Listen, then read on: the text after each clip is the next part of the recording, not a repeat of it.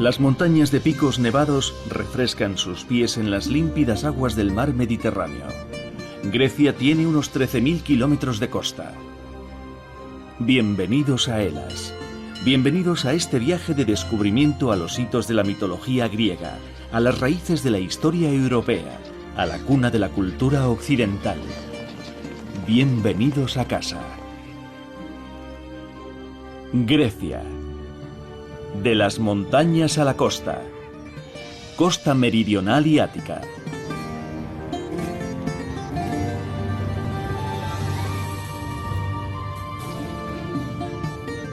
En este episodio vamos a viajar a la costa sur, desde Río a Mesolonghi. Luego seguiremos por el Golfo de Corinto pasando por Naupacto hasta Delfos. Después nos dirigiremos a las Termópilas, al Cabo Sunión en la costa del mar Egeo y Atenas. El último tramo de nuestro viaje nos llevará al Pireo para finalizar en el Golfo Sarónico. Conoceremos a Philip, que nos mostrará las entrañas del segundo puente en suspensión más grande del mundo. Philip se encarga de la seguridad en caso de terremoto. En la laguna salada de Mesolonghi nos reuniremos con Estilianos, que nos enseñará cómo se conserva el abgotarajo, el caviar griego. En Delfos nos espera Angeliki, una geóloga que intenta desvelar el misterio del antiguo oráculo. En los bosques de Ática, Evangelos, de 82 años, obtiene oro líquido de los árboles, el ingrediente clave del original vino Retsina.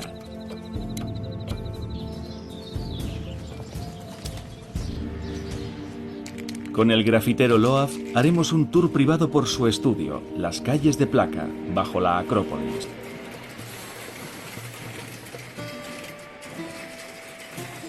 Andreas trabaja como caricaturista en el periódico ateniense Kathimerini. Uno de sus temas más recurrentes es la democracia, en la antigüedad y ahora. La medallista olímpica Sofía entrena en el Golfo Sarónico. Con ella comprobaremos sus límites, al tiempo que filosofamos sobre el Naftosini, el ancestral conocimiento que los griegos tienen del mar.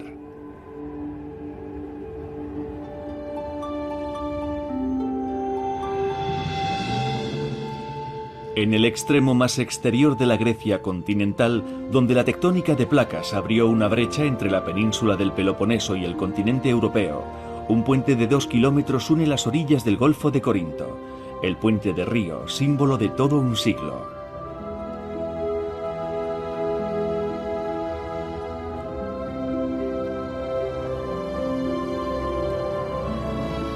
Aquí trabajan Philip Corbett y su equipo. Su función, garantizar la seguridad del puente, nada más y nada menos. Examinan regularmente su estructura y sus enormes cables en busca de señales de fatiga en los materiales. Después de todo, el puente está situado en una zona de gran actividad sísmica. El interior de los poderosos pilares también se inspecciona con regularidad, lo que significa bajar 600 escalones. Philip Corbett es inglés, pero se crió en Francia. Llegó a Grecia hace 15 años cuando se erigieron los enormes pilares del puente. Desde entonces pasa los días encaramado a esta estructura o en las entrañas de la bestia. Hoy el equipo va a inspeccionar el estado del hormigón porque este material también envejece, sobre todo aquí bajo el agua del mar. Ahora vamos a realizar un examen de la parte superior. Esta plataforma nos permite inspeccionar una sección de hormigón de 3 metros de una sola vez. Cuando llegamos al extremo superior de una fila, bajamos, reajustamos la plataforma y comenzamos con el siguiente segmento.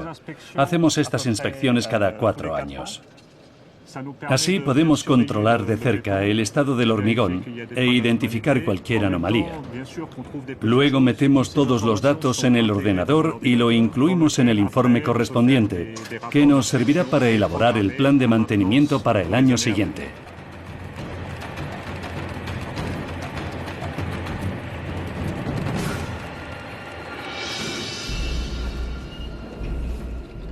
En esta zona, el lecho marino está formado por arena, arcilla y sedimentos. No hay una superficie compacta que sirva de anclaje a los pilares de este gran puente. Así que esta enorme estructura flota, por así decirlo, sobre el fondo marino. Descansa sobre una capa nivelada de gravilla ideada para evitar que el puente colapse en caso de terremoto. Es una construcción colosal. Confiamos en su diseño, pero tenemos que ser rigurosos con las inspecciones. No tenemos miedo. Unos enormes cables conectados a unas grandes estructuras que funcionan como amortiguadores mitigan las vibraciones. En caso de que se produzca un terremoto, hay un sistema bajo el tablero que lo conecta con los pilares. ¿Cómo funciona? Durante una tormenta o un terremoto, bloquea el tablero transversalmente. El tablero permanece en estado gracias a esta conexión que lo une a los pilares. En caso de que esta unión se rompa, los amortiguadores de abajo absorberán el movimiento que se produzca entre el tablero y los pilares.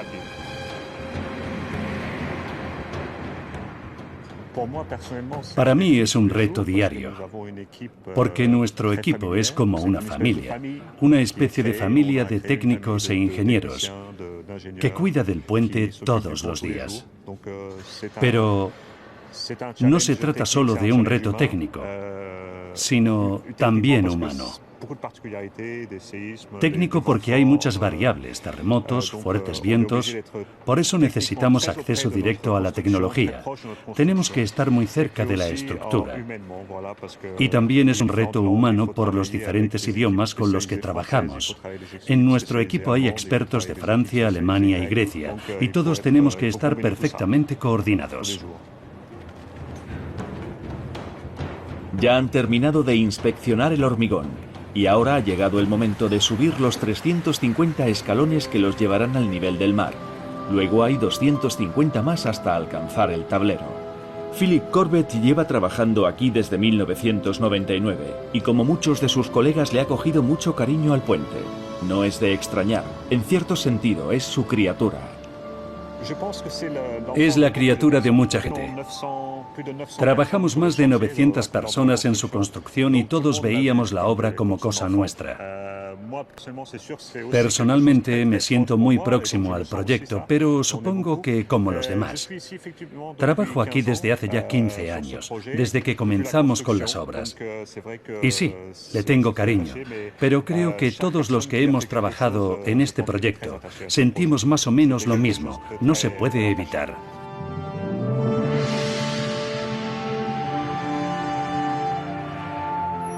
Orgulloso de su puente, Philip sube incontables escalones hasta llegar a la parte superior, a 164 metros sobre el mar.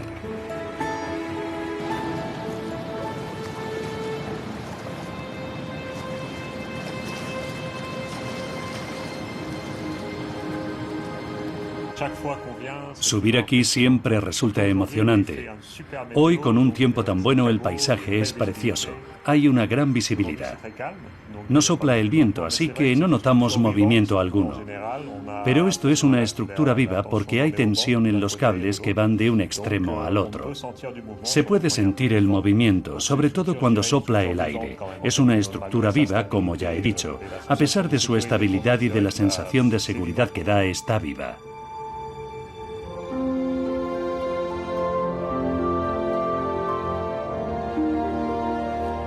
El puente de Río se construyó para que durara 120 años, promesa de ingeniero. Y si Philip y su equipo siguen con las inspecciones regulares y las rápidas reparaciones, debería aguantar mucho más, en cuyo caso, los tataranietos de Philip quizá puedan utilizar el puente para cruzar del Peloponeso a la Grecia continental.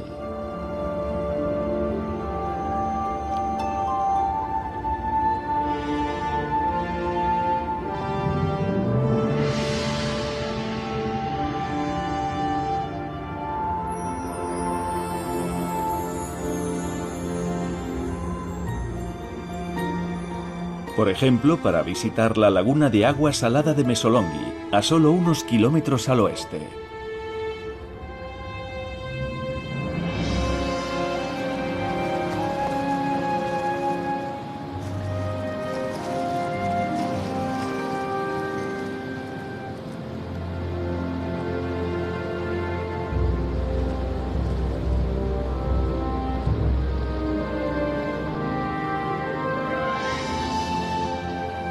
El agua de la laguna está repleta de peces. Por eso no es de extrañar que a los flamencos les guste tanto venir aquí. Largos diques dividen varias secciones de la laguna, y son muchos los peces que dejan el mar abierto para alimentarse en estas aguas.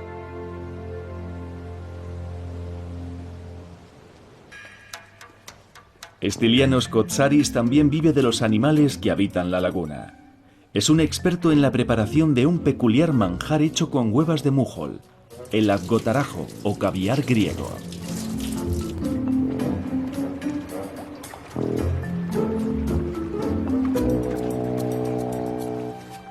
Todos los años, las aguas de la laguna, donde también se alimentan los flamencos, atraen a miles de mújoles, en griego kefali. Vienen hasta aquí desde mar abierto para aprovisionarse de alimento en su largo viaje invernal al Mar Negro. Para Stylianos, que desciende de una familia de pescadores, su llegada marca el comienzo de la temporada de recolección.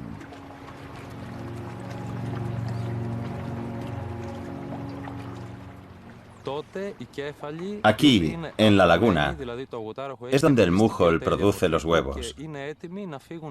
Después, sale de nuevo a mar abierto para desovar. Si Stylianos no los atrapa antes, claro.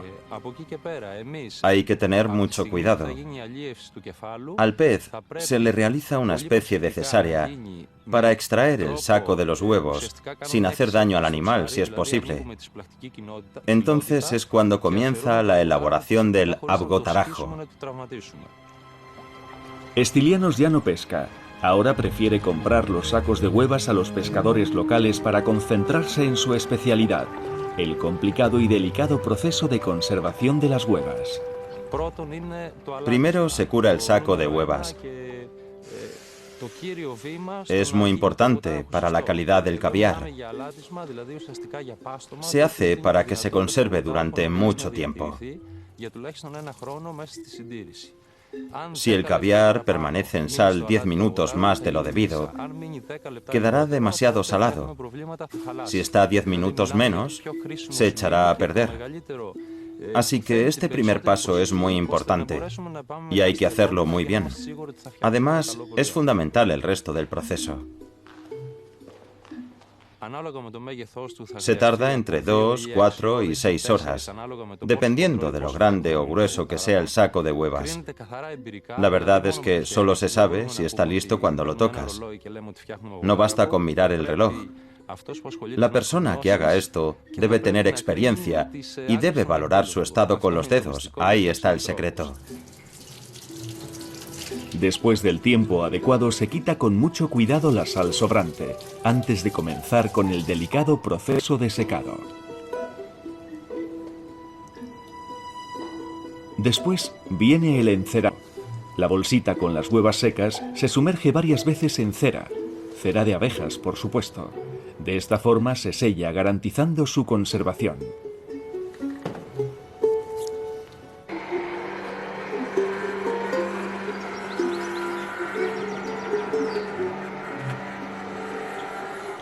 Y después este manjar caro y exquisito llega a la tienda, donde puede permanecer un año más o menos, si no se vende o se consume antes, como suele ser el caso.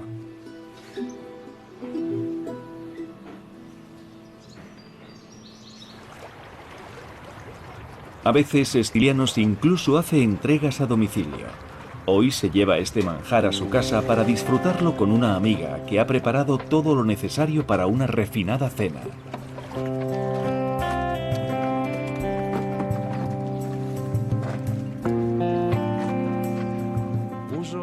Ouzo, chipouro, whisky y pan caliente son los mejores acompañantes.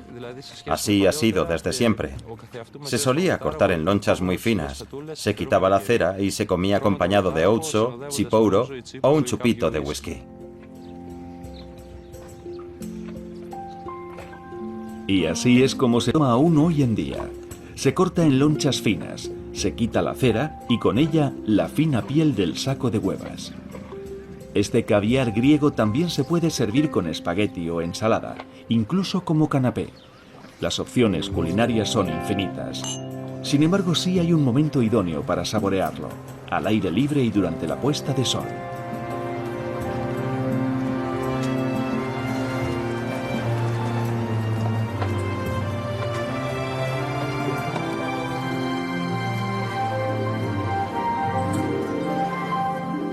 A la mañana siguiente reanudamos nuestro camino hacia el este, siguiendo el Golfo de Corinto, la ciudad portuaria de Naupacto.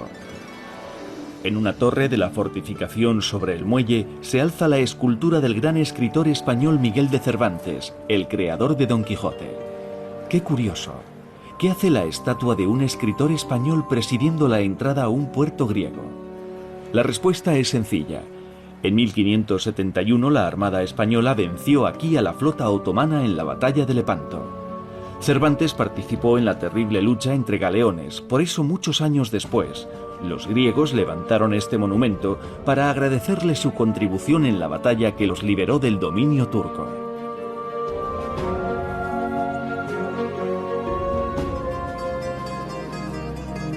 Justo al lado se encuentra lo que en la antigüedad estaba considerado como el ombligo del mundo, el Oráculo de Delfos, un centro de política internacional. La élite mundial venía aquí desde lugares muy lejanos, a veces a miles de kilómetros, para recibir consejo y conocer si eran propicios los augurios para fundar una colonia o ir a la guerra, por ejemplo. Por aquel entonces, la Pitia, la sacerdotisa de Apolo, se sentaba aquí y proclamaba sus oráculos. Enigmáticas sentencias que luego otras sacerdotisas interpretaban, basándose en la información proporcionada con antelación por una red de espías repartida por el Mediterráneo. Se decía que la suma sacerdotisa se inclinaba sobre una grieta en la tierra por donde emanaba un misterioso vapor. Hasta el día de hoy, no se sabe con seguridad a qué se referían exactamente los antiguos. La verdadera naturaleza de estas emisiones es un misterio que también interesa a geólogos como Angeliki Mentzafou. Ella conoce bien la geología de la zona y pretende resolver el enigma de Delfos.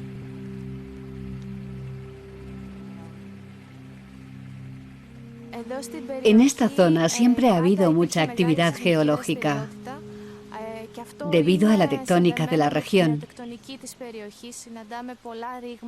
De hecho, seguimos encontrando muchas fisuras en la tierra, grietas que están en continuo movimiento. Según una teoría, el oráculo de Delfos se encontraba sobre una fractura de la que emanaba gas, y quizá fuera la inhalación de este gas lo que sumía a la Pitia en el estado de trance necesario para realizar sus predicciones. Por toda la región, Angeliki ha encontrado numerosas fisuras en la roca, por la que antiguamente emanaría vapor desde el interior de la Tierra. Quizá los gases tuvieran un efecto tóxico y alucinógeno.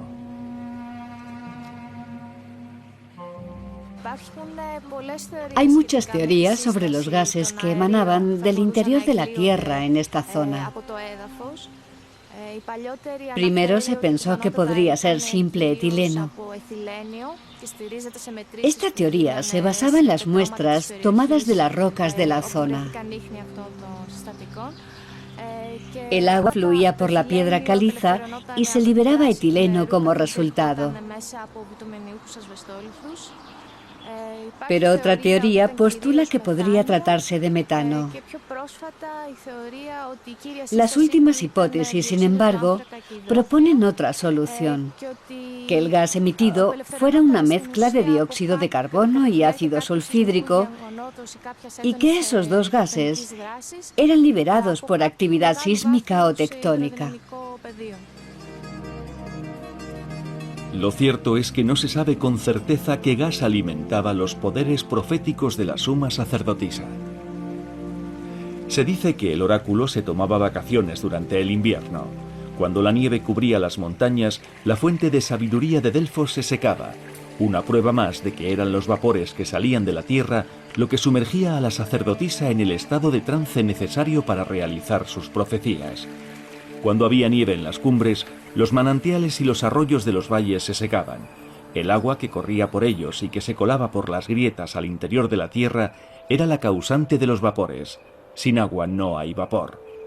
Aquellos que venían aquí hace 2500 años en busca de consejo traían consigo valiosos regalos y ofrendas, convirtiendo a Delfos en una de las ciudades más ricas de Europa. En este edificio es donde se almacenaban los tesoros donados solo por los atenienses. El oráculo hace mucho que guarda silencio, pero Delfos sigue confiando en las contribuciones de los visitantes. Turistas de todo el mundo vienen aquí para conocer uno de los destinos más populares de Grecia, el segundo más visitado solo después de la Acrópolis de Atenas. Delfos fue también la sede de los Juegos Píticos. Se organizaban cada 4 años, 2 años antes que los Juegos Olímpicos, pero a diferencia de estos, los Píticos también incluían concursos musicales y poéticos. Los participantes cantaban y componían piezas musicales para el dios Apolo, y aquellos que habían solicitado audiencia al oráculo sacrificaban además un animal en su honor. Es fascinante. Todos tenemos la necesidad de pedir ayuda o consejo cuando nos encontramos en situaciones difíciles o cuando tenemos que tomar decisiones importantes. Eso es algo que nos ocurre a todos, y por aquel entonces sucedía igual. La gente acudía al oráculo en busca de ayuda, consuelo. Por supuesto, las sacerdotisas se aprovechaban de la situación. Pero la gente necesitaba consejo, y por eso acudían a Delfos. Querían respuestas. Quizá fuera la humana necesidad de una certeza divina lo que hizo que Delfos alcanzara tanto prestigio en aquellos tiempos, o puede que su fama se debiera a los misteriosos vapores que emanaban de la tierra. En cualquier caso, hay actividad en las entrañas de la tierra, sobre todo en esta parte del país. A pocos kilómetros encontramos otro lugar famoso con reservas de gas similares, las Termópilas. Aquí la tierra también exhala, pero su aliento huele a azufre y el agua está caliente, a unos 40 grados centígrados.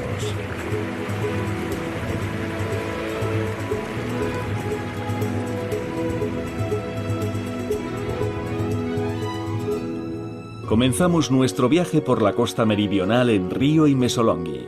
Seguimos por el Golfo de Corinto hasta Naupacto para desviarnos después hacia Delfos y las Termópilas. Desde aquí proseguiremos hasta los bosques de Ática y luego al mar Egeo y al Cabo Sunión.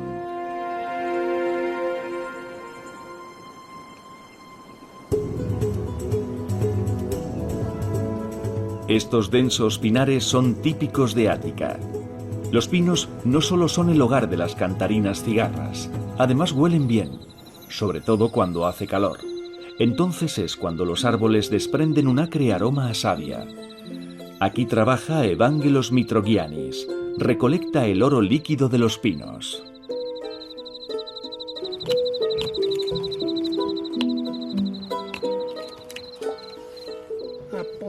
Ya siendo niño, acompañaba a mi padre para aprender el oficio. Y ahora sigo con la tradición. Tengo 82 años y todavía puedo subir y bajar por estas colinas. Ya nadie se dedica a esto. Solo yo. Hace unos años la resina de los pinos se utilizaba en muchos productos químicos, antes de que la industria petroquímica desarrollara otras alternativas. Antiguamente se usaba para fabricar aguarrás. Las fábricas que antes producían aguarrás ya no lo hacen. Antes era una industria importante, pero ahora se usan resinas sintéticas. Ya no hay aguarrás orgánico como en mis tiempos. Las fábricas también fabricaban colofonia para los arcos de los violines. Gran parte de la producción se exportaba. En mi pueblo, al menos un centenar de personas se dedicaban a recolectar la resina.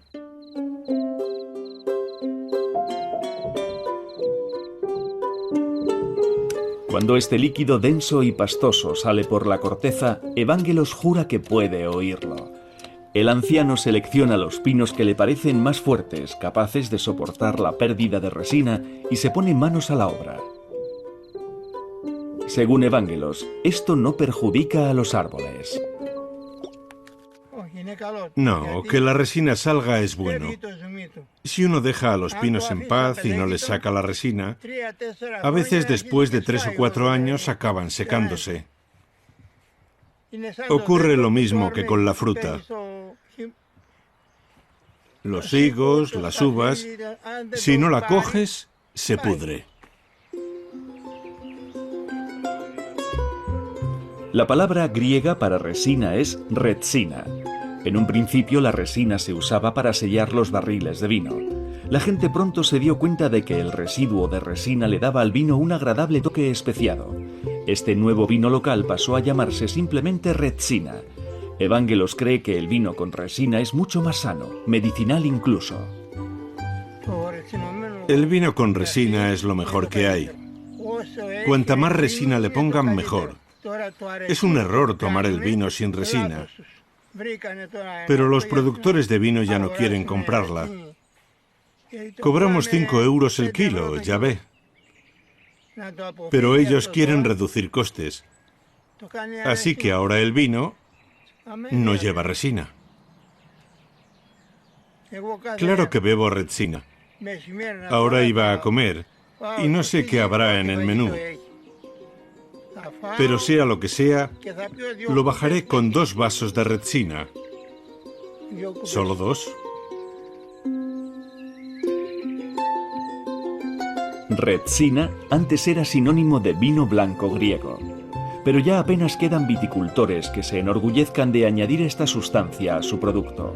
Todo lo contrario, ahora aseguran que la resina enmascara otros importantes matices. La fruta de sus vinos es demasiado buena para que se le añada nada más.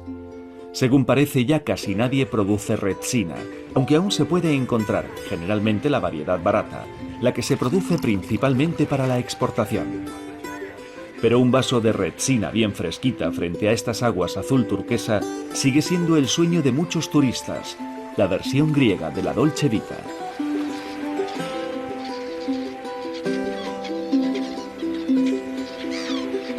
El Cabo Sunión, en las azules aguas del mar Egeo.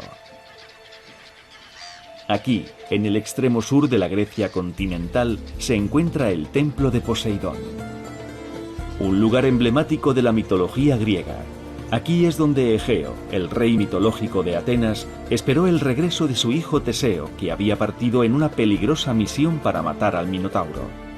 Teseo le había prometido que si lo conseguía cambiaría las velas negras de su barco por unas blancas. Teseo mató al Minotauro, pero olvidó cambiar las velas.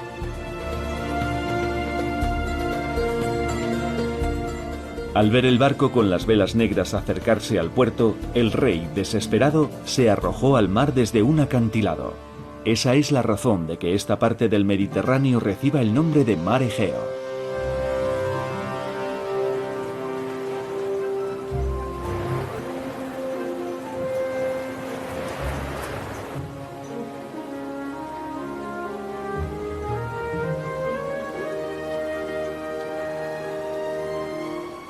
Comenzamos nuestro viaje en la costa sur. Avanzamos a lo largo del Golfo de Corinto hasta Delfos. Nos adentramos en los bosques cercanos a Maratón para regresar de nuevo a la costa, al Cabo Sunión. Ahora nos dirigimos a la capital griega, Atenas. Después continuaremos hacia el Pireo y las aguas de Salamina.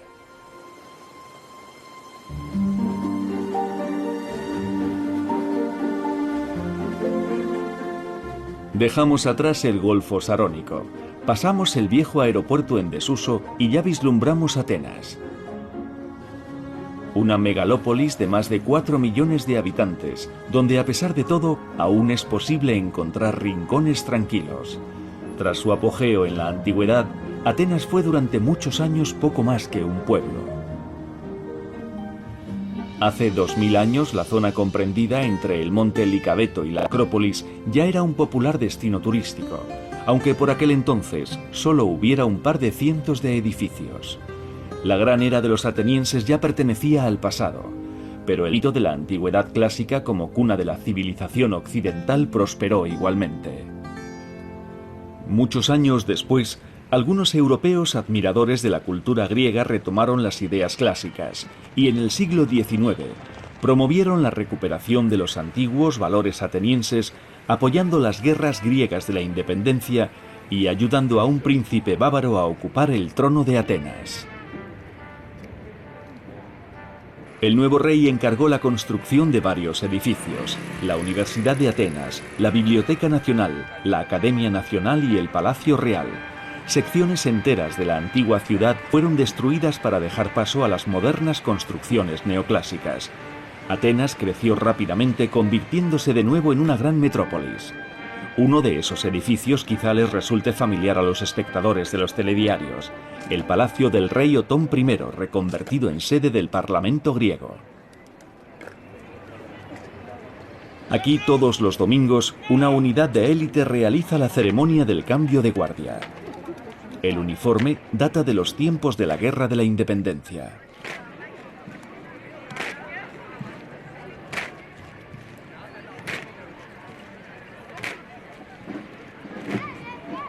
Ahora Atenas es conocida como la capital europea del graffiti. Ya tengan permiso oficial o se hagan ilegalmente, ya sean de refinado diseño o algo más burdos, ya se consideren la expresión estética de una visión o un mero panfleto político, son muchos los murales que adornan las paredes de multitud de edificios. El centro del casco viejo es el territorio de Loaf, un famoso grafitero. Aquí lo vemos de camino a Plaka, un barrio situado bajo la Acrópolis.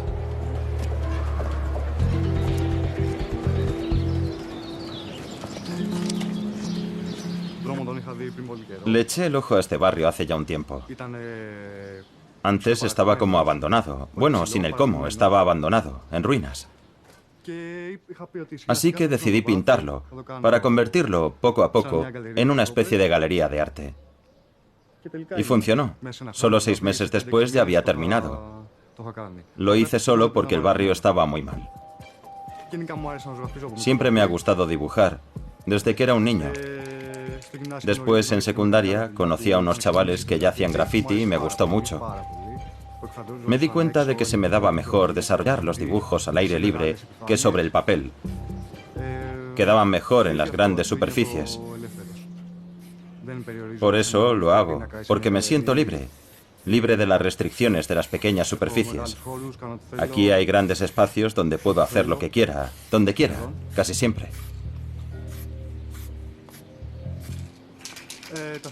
Los temas que más me interesan los saco de la vida diaria, no solo de mi rutina, sino también de la vida de mis amigos y conocidos, y de las cosas que escucho en la calle.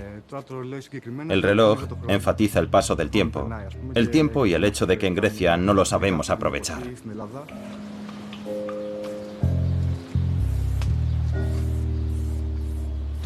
A veces aparecen corazones en mis dibujos, son el símbolo del amor, de la vida. También uso los ojos.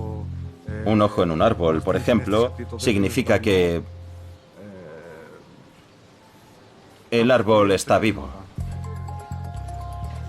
Loaf busca lugares seguros para hacer sus pintadas. No quiere tener ningún problema con nadie, lo que no es fácil con tantos edificios antiguos. Cuando era más joven me grabaron 1 o 2 veces en vídeo. Tuve que ir a la comisaría, solo me pidieron la documentación y poco más. Siempre he tenido mucha suerte en ese sentido. Tengo amigos que han recibido palizas por sus pintadas, cuando eran más jóvenes. Jamás haría un graffiti en la Acrópolis o en un edificio antiguo, más que nada por respeto. Esas piedras llevan allí miles de años. ¿Quién soy yo para pintar encima? Prefiero los edificios vacíos, abandonados, y hay tantos. Atenas está llena de casas abandonadas.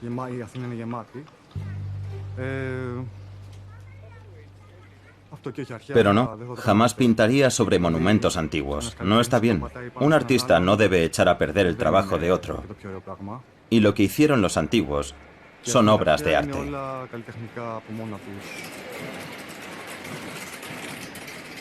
Resulta bastante común ver pintadas en espacios públicos. El artista del graffiti con frecuencia se enfrenta a un dilema.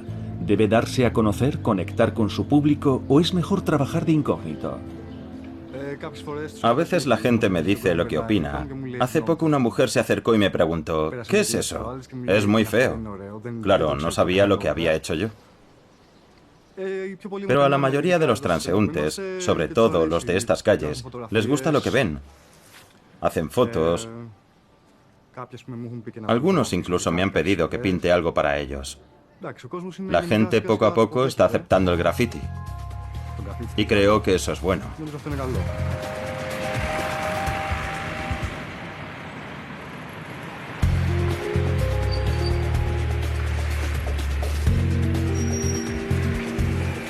La población de la moderna Atenas ha aumentado exponencialmente, sobre todo desde el final de la Segunda Guerra Mundial, con la llegada de emigrantes procedentes de las zonas rurales y las islas.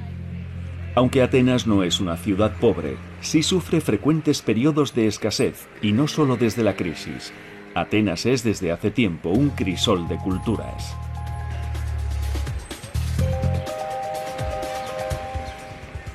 El arte callejero, el graffiti y los murales no son más que una expresión de esa riqueza cultural. Después de todo, aquí se sentaron las bases de la organización moderna de la sociedad que hoy llamamos democracia. Muchos de los edificios de la Acrópolis se erigieron gracias al tesoro de la Liga de Delos. Los atenienses crearon una asamblea popular para decidir en qué se emplearía el dinero. Cualquier ciudadano libre podría votar, es decir, todos, salvo las mujeres, los esclavos y los extranjeros. Aquello fue el germen de la democracia. En la actualidad todo el mundo puede votar, pero ya casi nadie cree que su voto sirva para influir en la política del país. Para el dibujante Andreas Petroulakis, el tema de la democracia está muy vivo. La democracia ateniense fue la primera expresión del sistema de gobierno moderno del mundo occidental. Pero no era como la que tenemos ahora. Democracia significa perteneciente a todos los ciudadanos. Sin embargo, en la antigua Grecia, la democracia no era para todos. Por aquel entonces, no todos tenían los mismos derechos.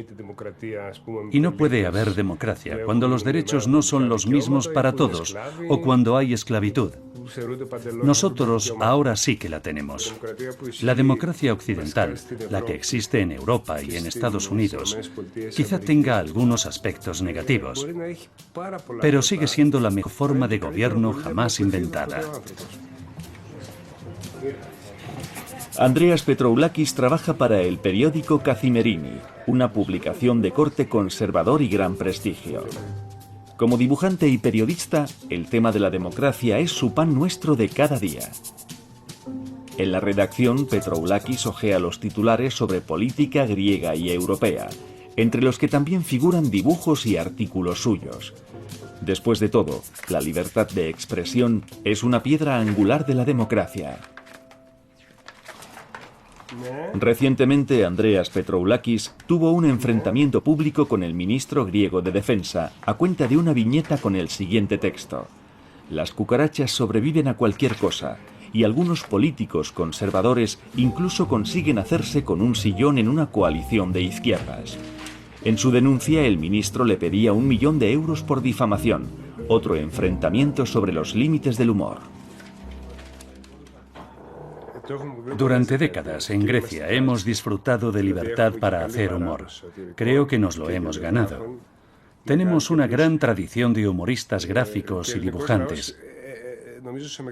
Y creo que la mayoría de los griegos tiene sentido del humor, comprende el sarcasmo, la ironía, y sabe cómo reírse de sí mismo, la mayoría. El sentido del humor no es como la democracia, no está distribuido de forma igualitaria entre todos, pero la mayoría de mis compatriotas sí que lo tiene. La sátira que se originó en Grecia, gracias principalmente a Aristófanes, estaba dirigida a todo el mundo, se incluía al público, y sin embargo, ahora parece que eso molesta. Lo que digo es que la sátira ahora se dirige principalmente hacia los políticos, los líderes de opinión y los famosos, y que el público siente que no tiene ninguna responsabilidad, lo que no es cierto. Nosotros, el pueblo, somos responsables de lo que hacen los políticos, porque en una democracia real solo pueden hacer lo que nosotros les permitimos. Y cuando se pasan de la raya, somos nosotros quienes tenemos que pararles los pies. En estos momentos la Unión Europea está pasando por una fase de austeridad que está enfadando mucho a la gente. Pero no olvide que el 50% de los fondos dedicados al estado del bienestar en todo el mundo circulan dentro de la Unión. En otras palabras, ahora estamos pasando por tiempos duros, pero seguimos viviendo en el mejor barrio, en la mejor comunidad del mundo. No deberíamos infravalorar lo que tenemos solo porque queremos mejorar. En el mapa del mundo estamos situados al oeste de Turquía, Siria e Israel, al norte de Egipto, Libia y los demás países norteafricanos. ¿Cómo podemos decir que estamos sufriendo una crisis humanitaria? ¿Qué dirían ellos? La gente que vive en estos países. Ellos soportan guerras, sangre por todas partes, la vida humana allí no vale nada. Antes de hablar de la situación actual, deberíamos darnos cuenta de que la democracia griega es una de las mejores del mundo.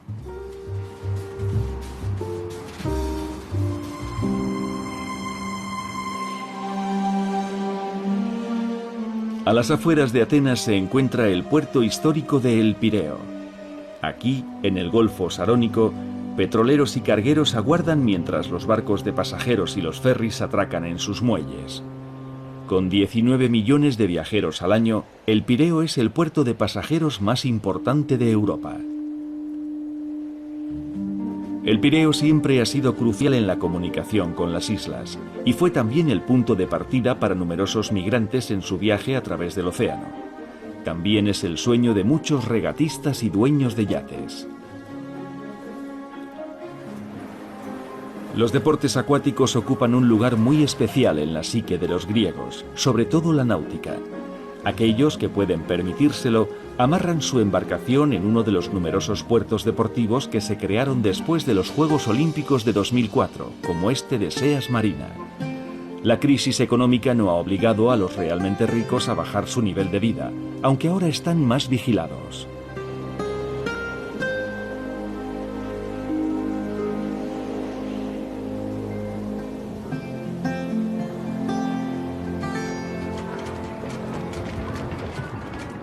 Aquí, en uno de los 3 puertos deportivos del Pireo, Sofía Bekatoru espera la llegada de los vientos adecuados. Ganó la medalla de oro en las Olimpiadas y es una de las deportistas más famosas de Grecia. Hoy ha venido para probar su nuevo barco. La embarcación es muy moderna, casi parece más una tabla de surf. Es una creación hecha a su medida. Con la ayuda de su entrenador comienza a prepararla para su primera salida.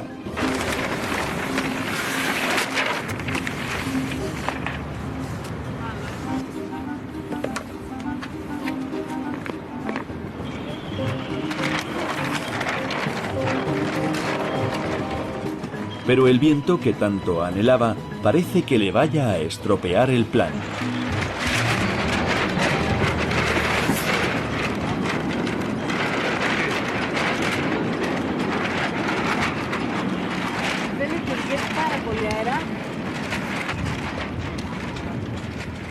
Mientras nos preparábamos, el viento ha comenzado a ganar fuerza, lo que significa que las condiciones no son buenas para esta embarcación.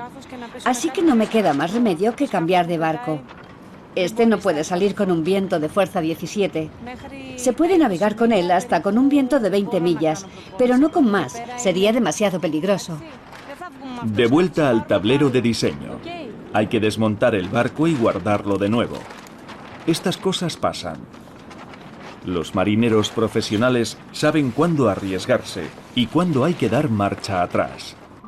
Esta mentalidad es una de las razones por las que Sofía participó con éxito en 2 Juegos Olímpicos e incluso ganó la medalla de oro en 2004. Su victoria llenó de orgullo a todo el país y fortaleció aún más su unión emocional con el mar. Nunca he tenido miedo del mar. aunque he vivido situaciones peligrosas durante todos estos años. Hace ya 28 años que navego. Al mar hay que respetarlo.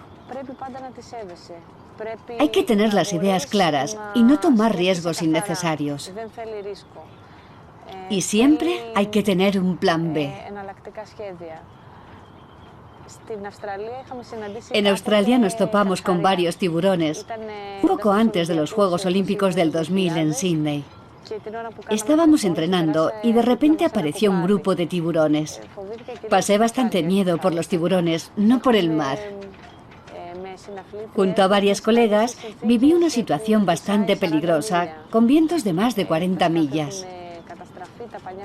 Naufragamos, hundieron hasta las velas y tuvimos que abandonar todo el equipo para salvar la vida.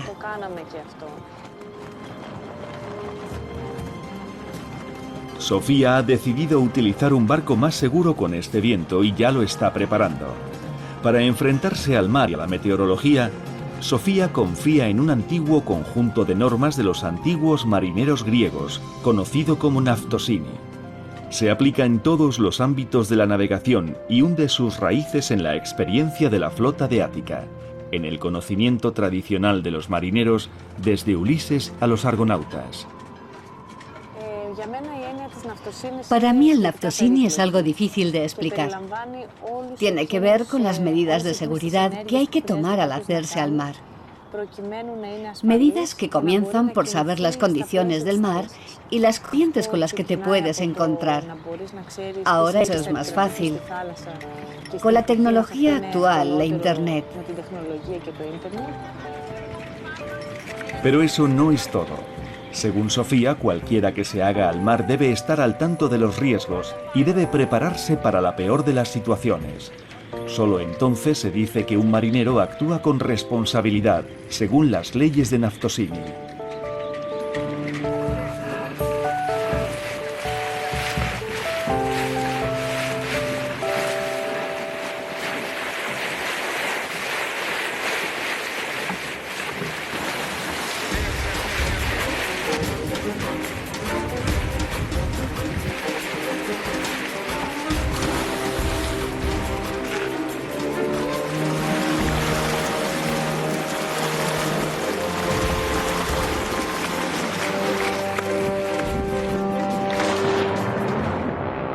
No importa volcar durante el entrenamiento. Eso ocurre unas 15 veces en cada sesión.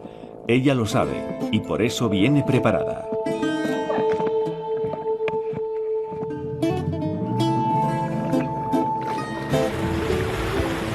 Navegar sin volcar no es su estilo. Como ella dice siempre, si no arriesgas, no ganas.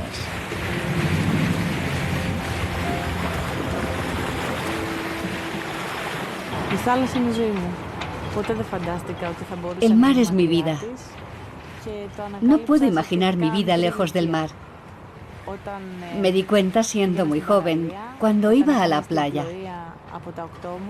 Salí a navegar por primera vez con 8 años y se me olvidó regresar.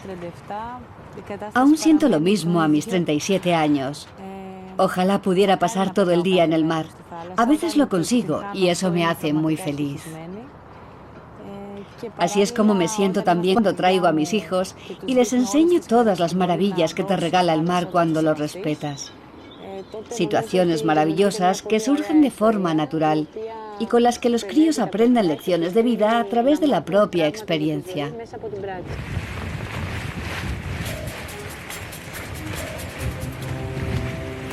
Sofía de Cátoru ha sido nombrada 2 veces Regatista Mundial del Año.